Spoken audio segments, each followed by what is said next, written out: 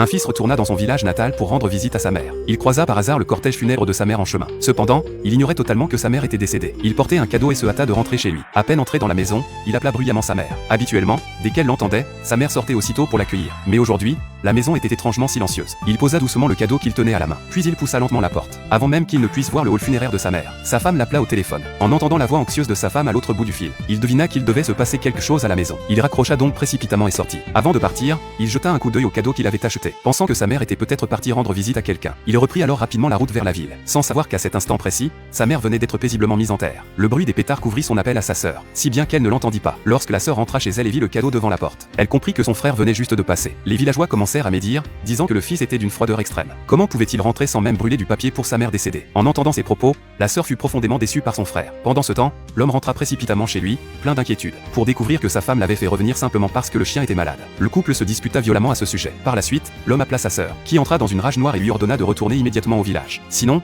elle romprait toute relation fraternelle avec lui. Puis elle raccrocha. L'homme appela aussitôt le téléphone fixe de la maison familiale. L'appel fut pris par son père, qui souffrait de perte de mémoire. Son père dit des paroles confuses que l'homme ne parvint pas à comprendre. À ce moment-là, sa femme s'approcha et arracha le téléphone, l'éteignit et l'empêcha de rappeler sa famille. La sœur, voyant que le téléphone de son frère était éteint, devint encore plus furieuse. Elle lui envoya plusieurs messages pour lui dire que leur mère était morte. Le lendemain, l'homme se réveilla et alluma son téléphone avant d'aller se laver. Les notifications réveillèrent sa femme, qui dormait encore. Lorsqu'elle vit les messages de sa belle-sœur, elle jeta furieusement le téléphone dans l'aquarium. Quand l'homme récupéra le téléphone dans l'aquarium, il ne s'allumait plus. Par conséquent, il ne vit pas les messages envoyés par sa sœur. La sœur crut à tort que son frère était une personne sans cœur. Pour venger leur mère décédée, elle emmena leur père en ville pour retrouver son frère. Elle rappela expressément à leur père de remettre l'avis de décès à son frère. L'homme invita précipitamment son père à entrer, sans avoir le temps de regarder l'avis de décès qu'il tenait à la main. Mais dès qu'ils entrèrent dans la maison, sa femme afficha son mépris et jeta toutes les affaires de son père dehors. Même l'avis de décès fut jeté à terre. À ce moment-là, leur fils le ramassa par curiosité et le lut. À sa grande stupeur, il découvrit la nouvelle de la mort de sa grand-mère.